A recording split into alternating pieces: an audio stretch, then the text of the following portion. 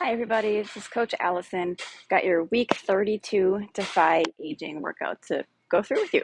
All right, this week we are still in our own space. Yes, sorry, I wrote next week's too, so I've got them confused. And this time it's going to be a 25-minute max routine. So we're just going to set a clock for 25 minutes. You work at your own pace. And this week is just called reps. Everything has a designated amount of reps. But what is very unique about this week is that you're going to notice a lot of mostly low rep counts. And what that means is it's not like, yay, low reps, that's easy. What that means is you are expected to then choose a heavier weight than what you might normally select for something that's, say, either higher reps or a longer work time, like 45 seconds or 40 seconds. So I want you to definitely keep that in mind when you're selecting your weights for most of the exercises this week. So 6 and 8 and even sometimes 10 reps, that means you can go significantly heavier than what you might be used to. And the purpose of that is just to get the opportunity, either the opportunity to maybe try that next weight up if you haven't been able to quite get there. Maybe you're, for example, at 20 pounds for one or two exercises and you've been kind of stuck there for a very long time because we typically do 30, 40 seconds of things, or we typically do 12 to 15 reps of things. Now's your chance to maybe pick up that 25-pound weight, or if you've been at maybe a 10-pound weight for something like a shoulder press, now's your chance to pick up the 15-pound weight for that exercise. So now's your chance. Try that next weight up this week for those exercises. So anyways, we have a designated list of exercises, of course, and then next to those exercises on the board at the gyms will be the designated rep count for each exercise. You go through the list as many times as you can in that 25 minutes, and that's our routine this week. Okay, let's do some demonstrations. All right, exercise 1 is a Romanian deadlift. Now we do this a lot. This is a great opportunity to do something heavier, but the lower rep count, which is kind of our theme this week, because a deadlift is a very strong exercise using all of our strongest muscles in the body, the entire posterior chain of our body. And anyway, it's a great opportunity to do heavier weights.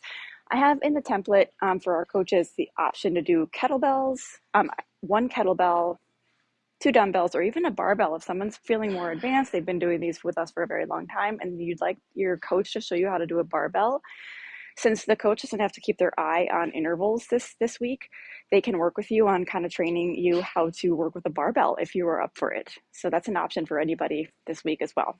It is a little bit different. But anyways, quick review on Romanian deadlifts with dumbbells is kind of the best option if you're still working on form, and I'll explain why it's a little bit preferred over a kettlebell, but they're both fine because you can, with dumbbells you can kind of open up your shoulders a little more. Slight bend in the knees, let your hips pop back as you hinge at your hips, keeping your back nice and flat. What we want to avoid is the hips staying in one place and just starting to slouch to get down. So your spine is rounding. We don't want a rounded spine like this. Instead, we want to keep the spine flat, but let your hips hinge backwards. Soft bend in the knees. Make sure it's not a squat. This is a squat. Your knees are just slightly bent. I like to say the handles of the dumbbells should be kind of gliding along like the corner of your shin, the corner of in your thigh, kind of the corner of your leg. And you know they're kind of in the right place. So they're not right along your side like this, but they're not right in the front like this, but they're kind of along the corner. Shoulders are back like that. We've done them so many times, I think that's a good enough review. Kettlebell body will look the same. It's just very important with the kettlebell. Okay, body position is all the same. It's just very important with the kettlebell. Notice how it's dropping right between my feet. If the kettlebell is coming out here in front of your toes, it's in front of my toes where I could drop it and it wouldn't hit my toes. That means you need to shift your hips back because I'm putting way too much pressure on my back. Watch the kettlebell move back as I shifted my hips back. Now that's better positioning. Only risk with the kettlebell is since you're holding something so close into the center. Remember with the dumbbells, I was able to open up my shoulders like this, one hand kind of on each side of my body, sort of. But now I'm needing to drift my shoulders inward. We kind of risk the back wanting to do this type of thing. So you need to really focus on keeping your shoulders open so that your hands are in the middle. We need to really focus on still opening up those shoulders. It's the only risk with the kettlebell. Barbell, we're not going to go through in this video because I don't think too many people are going to be doing it. It's a great option if you're feeling it is a little more advanced though, so your coach can work on you one-on-one if you're up for that. So long demo for deadlifts because they're very, a lot of components in deadlifts, and we're going to be going a little bit heavier this week. One last tip just to make sure you're putting the contraction and the work in the right place and not loading up your back too much.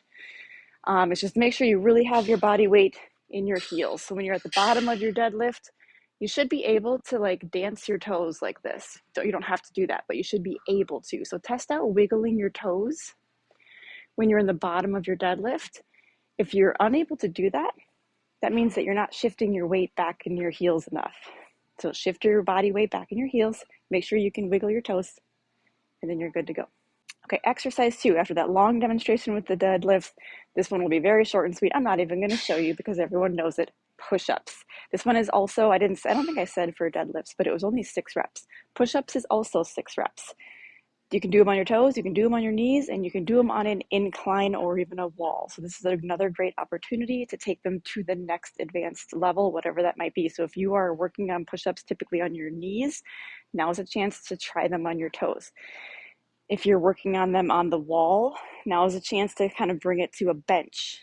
Okay, so now is your great opportunity this week with only 6 reps of them to try the next level, or mix and match. Do maybe 1 or 2 sets at the higher level and then go back to whatever level you are working at.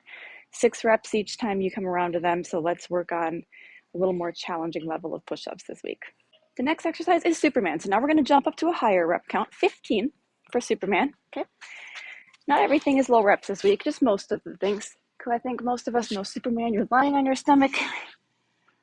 Arms are straight out. We had something similar in our mobility week with the back extension, but arms are out, legs are out. Keep your neck neutral, meaning keep your head looking straight down. So I don't want you to look straight forward at any time during this, but look down.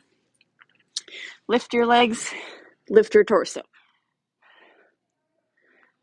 Just like this. Lift as high as you can, 15 reps. Now, since there's not stations and everyone's going to be kind of popcorning around, well, not corner, you're going to be at your own spot, but everyone's going to be at their own pace.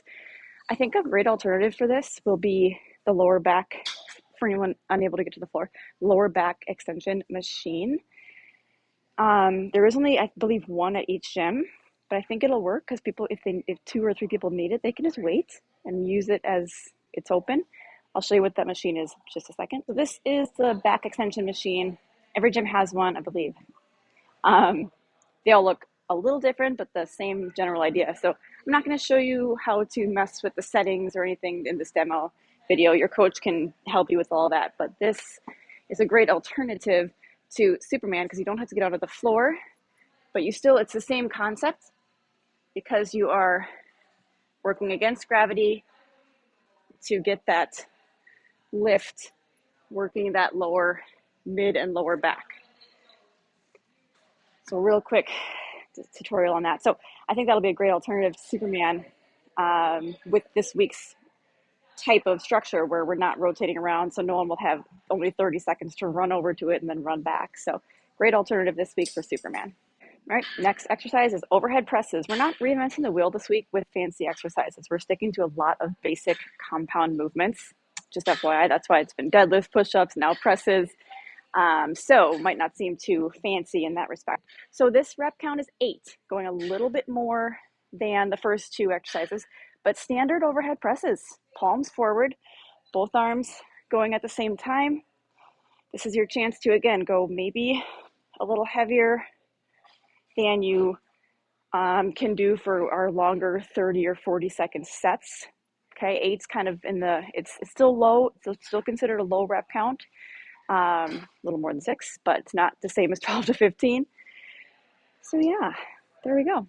One thing with presses, we want to avoid arching that back to get a little leverage. So keep that core tight in order to keep your body positioned nice and tall and straight. So no leaning back. If you'd like to try a staggered stance to help with that, totally fine. If you do a staggered stance, I'll show you this way. You want to favor your front legs. You're putting most of your weight on your front leg. That back leg is kind of a kickstand to help you put that weight on your front leg. So you notice on my back leg, I'm sort of pushing myself forward on my toe. Yeah, and oh, one more thing. So 2 things, I guess. The weights are too heavy if you can only bring them down to like here. So I appreciate that you're using a heavy weight, but you want to be able to get them at least to about your ears. Then you know, on the way down. So if you can't get them to about here on the way down, then you know they're too heavy. If you can get them even to your jaw level, that's a better range of motion right there. All right. Okay, overhead presses for 8. Try a nice heavy weight. The next exercise is goblet squats, and this is also for 8. Now, 8 isn't for something like squats. You can go pretty heavy for 8 reps, but this is strategic. It is coming right off of the presses, the shoulder presses, so your shoulders are already going to be a little fatigued. And a goblet squat, while it's a leg exercise because it's a squat, the goblet style with kettlebell is using a lot of shoulder, and they're just fatigued from the presses. So that's all a little bit strategic. Sometimes I know what I'm doing. So that being said, like holding this like this is going to be tiring on your shoulders already because of those presses. So just keep that in mind. But anyways, again, goblet style, it's not, you can't physically rest it on your chest, but you can keep it darn close. So there can be like a sliver of air between the bell and your chest. But after that, it's a normal squat. So we're not doing a wide squat or anything. Normal hip width apart. And get as deep as you can into the squat. Keep your hips going back so we're not doing, like this. Your heels should not lift off the floor in a squat. And there you go. So that is for 8 reps for the goblet squat. All right, next exercise. Then we go back to a higher rep, kind of like we went to 15 for the Superman. We're going to 15 now for jumping jacks, mixing in a little bit of cardio. 15 of these will go nice and quick. Either the full jumps like that or a full step. Either one is 15. 15 total. Do nice full arm swings, nice big movements with the legs. So we're not looking for like anything little like this. I say it all the time, so I know like our regular participants are still sick of hearing it. But modified version, I like to avoid the tap because you're really just not getting a lot of movement there. So modified version, do a nice big step so you're getting just a little more out of it. So jumping jacks for 15. All right, and then our last rep count exercise, smaller muscle now. Everything else has been like big compound movements. Well, mostly, I guess the back Superman isn't. Okay, I lied. But the last rep count exercise, hammer bicep curls. Okay, hammer curl style just means you keep the palms turned in. So we're not turning the palm forward at any point during the rep. Excuse me. Okay, here we go. Like that. Keep the palm turned inward towards the body at all times. Couple things though, it's a very simple movement. Just bend at the elbow and then release back down. But we do want to make sure that we're not drifting the elbow backwards. See this a lot? That isn't exactly, you're not going to get injured or anything, but people do that when the weight starts to get heavy because it's not really activating the biceps fully. So it's kind of a cheat. And also don't drift the elbow too far forward like this. So just think of it like the elbow is pinned at your side. That's just the best way to just pin those elbows to your sides. Don't use momentum. If you grab a weight that's too heavy, you might be tempted to kind of swing like this. See how I'm using my body? So we want to avoid that. What also starts to happen, it might be an indicator that the weight's a little too heavy. And if it does this for the last like 2 to 3 reps, that's okay. That means most of the reps were good. This isn't going to injure you or anything, so don't worry. But if you're having to do this for all of your reps, the weight's a little too heavy. And what I'm just going to do is like your elbows have to kind of kick out. And I'm doing it more with this arm because I actually do have a little shoulder injury. So it's tempting to want to do it on that side more. So if your shoulders are kicking up and your elbows are kicking out, That's kind of a way of your body doing a little momentum without thrusting momentum. So this is a little shoulder momentum. So that just means it's like a little too heavy. But if you're only doing that for the last like 1, 2, or 3 reps, but the first, 11, 12, 13 reps were perfect like this, that's great. That just means for the last few reps, your body's getting tired, arms are getting tired, and that's what's supposed to happen. Okay. So yeah, hammer curls for 15 reps. And the eighth exercise for the whole circuit is kind of different. Well, it's a plank, but the way we're going to do it's different. It's just as long as you can hold it, okay? Some people like little personal challenges, some people don't. So we'll see how you feel about it.